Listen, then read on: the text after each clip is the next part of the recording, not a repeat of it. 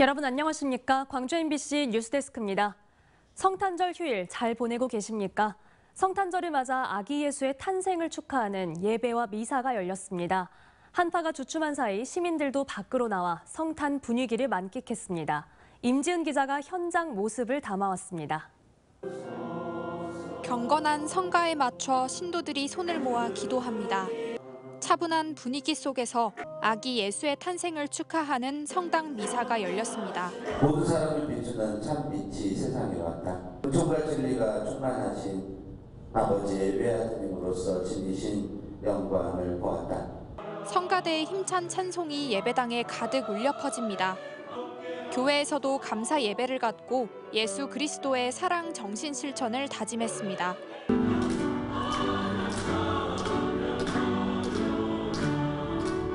그리스도의 탄생 의미는 국경을 뛰어넘었습니다. 이주 여성이나 노동자들도 모국어로 찬양을 하며 뜻을 더했습니다. 낮 동안 포근해진 틈을 타 시민들은 도심 속 성탄절의 분위기를 마음껏 즐겼습니다.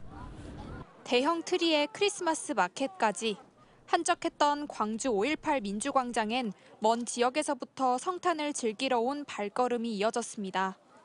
서로에게 줄 선물을 고르고 가족 연인과 거리를 거닙니다. 애들이랑 크리스마스 분위기도 만끽하고 싶고 기분이 좋아요. 크리스마스니까. 연말이어서 좀 이렇게 들뜨는 기분도 있는 것 같고. 올해는 마스크도 벗고 크리스마스 분위기가 더 많이 나는 것 같아요.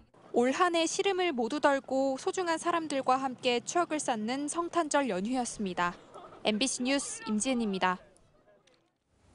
연말이 되면서 13월의 월급으로 불리는 연말정산에 대한 관심이 높아지고 있습니다. 어떻게 준비하느냐에 따라 낸 세금을 돌려받을지 더 낼지가 결정되기 때문인데요. 급여 생활자들의 꼼꼼한 준비가 필요합니다. 한신구 기자의 보도입니다.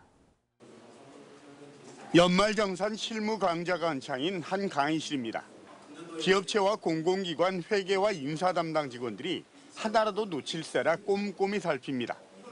해마다 하는 연말정산이지만 그때그때 달라지는 세법 때문에 신경 써야 할 게 한두 가지가 아닙니다.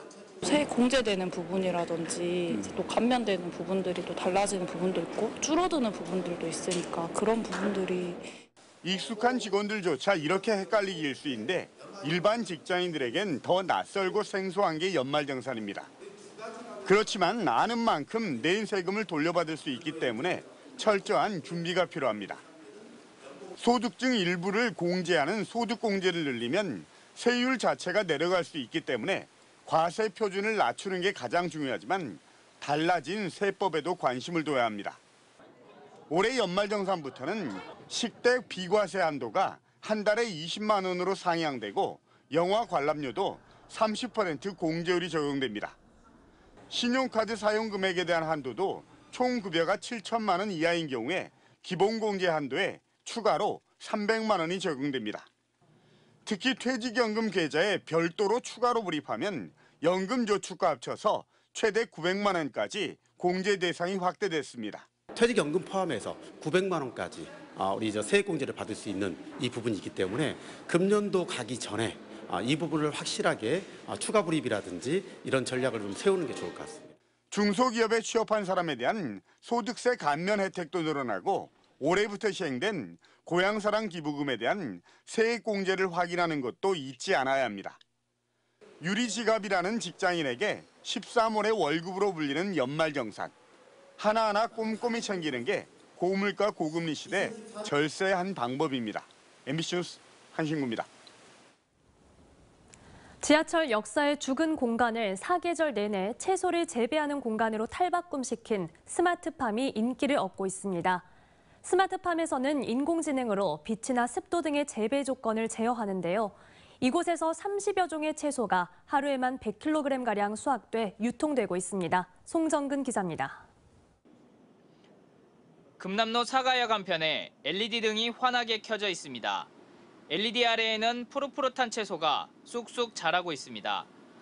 식물이 자라나는 데 필요한 빛과 양분, 습도 등을 인공지능으로 제어하는 실내 농장, 스마트팜입니다. 계절 변화나 날씨와 무관하게 안정적인 계획 생산이 가능하다는 점이 장점으로 꼽히고 있습니다. 지하철 역사의 죽은 공간을 채소 재배 공간으로 바꾼 이 스마트 농장에선 허브와 유럽 상추 등 30여 종의 채소가 길러지고 있습니다. 광주 지하철역 가운데 유일한 이 스마트팜을 지난해 1월부터 운영하고 있는 농업회사법인 바른팜은 하루에 100kg씩 한 달에 3톤의 채소를 수확하고 있습니다. LED 광을 통해서 자연광이랑 유사한 환경을 조성해주고 있고 또 온습도 같은 경우에서도 저희 기후 설비를 통해서 자동으로 조절이 되고 있습니다. 날씨의 영향을 받지 않고 자란 채소는 역사 안에 있는 카페와 자판기를 통해 판매되기도 하고 온라인 쇼핑몰을 통해 유통되고 있습니다. 특히 채소가 부드럽고 무농약으로 재배됐다는 점에서 시민들의 마음을 사로잡고 있습니다. 여기 지하철 타고 다니면은 보거든요. 그러면 싱싱하고 위생적으로도 좋다고 하더라고요. 굉장히 싱싱하고요. 맛있었어요. 스마트팜 업체의 판매 브랜드에선 아동과 성인을 대상으로 스마트팜 관람과 샌드위치 만들기 등 다양한 체험 교실도 진행하고 있습니다. 스마트팜 농업은 판로 확보 등의 과제도 남아있지만 10년 동안 유휴 공간으로 활용되지 못하고 있었던 금남로 사가역에 생기를 불어넣고 있습니다. MBC 뉴스 송정근입니다. 영암군 3호 읍에 들어선 대불산업단지. 조선업을 중심으로 지난해에는 산단 대개조 지역으로도 선정되면서 지역 경제를 이끌고 있는데요. 최근 마지막 산업시설 용지까지 100% 분양을 마무리했습니다. 김진선 기자가 보도합니다. 대불산단의 배후주거단지 내 마지막 산업시설 용지. 9천여 제곱미터 규모의 선박 파이프 제조 공장이 들어설 예정으로 신규 공사가 한창입니다. 해당 업체는 파이프 제조는 물론 후공정까지 지역에서 마무리할 수 있도록 인근 부지까지 잇따라 매입했습니다. 최대 납품처에는 현대중공업이 가까이 있고 또한 지역의 우수한 인재를 고용하기 위해서 이쪽에 유치하게 됐습니다. 서해안 종합개발 계획에 따라 지난 1997년 준공된 대불 국가산업단지. 초기 산업용지 수요가 늘면서 당초 배후 주거단지 내 지원시설 부지도 지난 2009년 산업용지로 변경해 분양을 추진해왔습니다. 하지만 이후 경기 위축으로 신규 투자가 크게 감소하면서 변경된 산업시설 용지는 미분양으로 남아있던 상태. 최근 마지막 산업용지들이 팔리면서 14년 만에 100% 분양을 완료하게 됐습니다. 국내 조선산업의 발전과 향후 중국 및 동남아 진출의 전진기지로서 지역 경제산업 발전 및 일자리 창출에 크게 기여할 것으로 기대합니다. 전남개발공사는 지난해 서남권 산단 대개조 사업 지역으로 선정되면서 투자 심리가 회복된 것이 주요한 것으로 보고 있습니다. 올해 장흥과 강진 산단에도 15개 기업을 유치하는 등 지역 투자 유치에 훈풍이 불면서 지역 경제 활성화에도 기대감이 커지고 있습니다. MBC 뉴스 김진선입니다. 강진군이 지난해부터 전남 인재개발원과 강진읍을 운행하는 천원택시를 도입했습니다. 천원택시를 이용하는 인재개발원 교육생이 늘면서 택시 업계도 반기고 지역 경제도 활성화되고 있습니다. 박종우 기자가 취재했습니다. 강진군 도안면에 자리 잡은 전남 인재개발원. 해마다 1,700여 명의 교육생이 찾아 짧게는 3주, 길게는 6개월까지 교육을 받고 있습니다. 하지만 인재개발원 근처는 상가가 많지 않아 교육생들의 불편이 컸습니다. 강진읍까지도 10km 떨어져 있다 보니 이동을 꺼리는 경우도 많았습니다. 택시비만 18,000원이 나오기 때문입니다. 처음에는 교육원이 너무 이렇게 깊숙이 읍내권에서 깊숙이 들어와 있어서 깜짝 놀랐거든요. 그리고 사실 교육원에서 읍을 한번 나가려고 해도 차가 없으면은 택시비 부담도 크고 이게 참 이동이 쉽지가 않은데요. 강진군은 해결책으로 천원택시를 도입했습니다.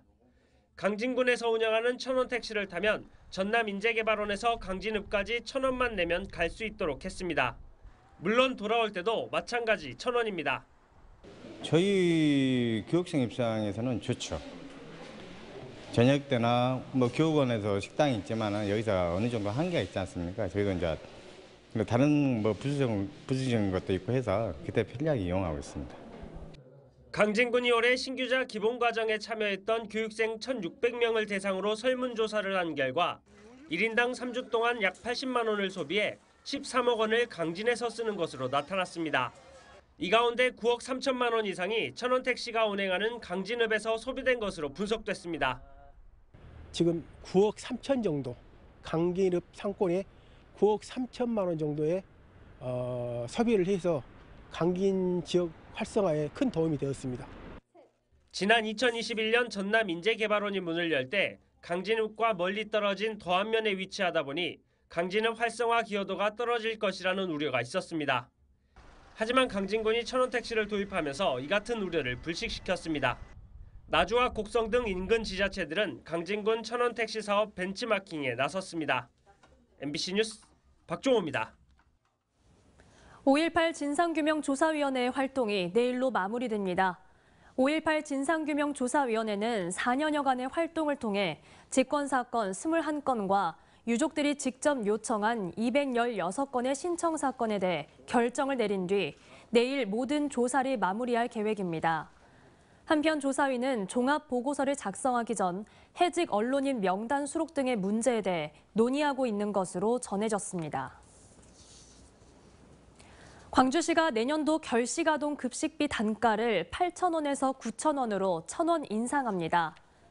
지역 결식 우려 아동은 16,000여 명으로 지원금은 음식점, 편의점 등에서 직접 사용하거나 도시락 배달 또는 지역 아동센터 등을 통해 급식을 제공받을 수도 있습니다. 광주시는 지난해 아동 급식카드 가맹점을 기존 1,900여 곳에서 16,400여 곳으로 대폭 확대했습니다.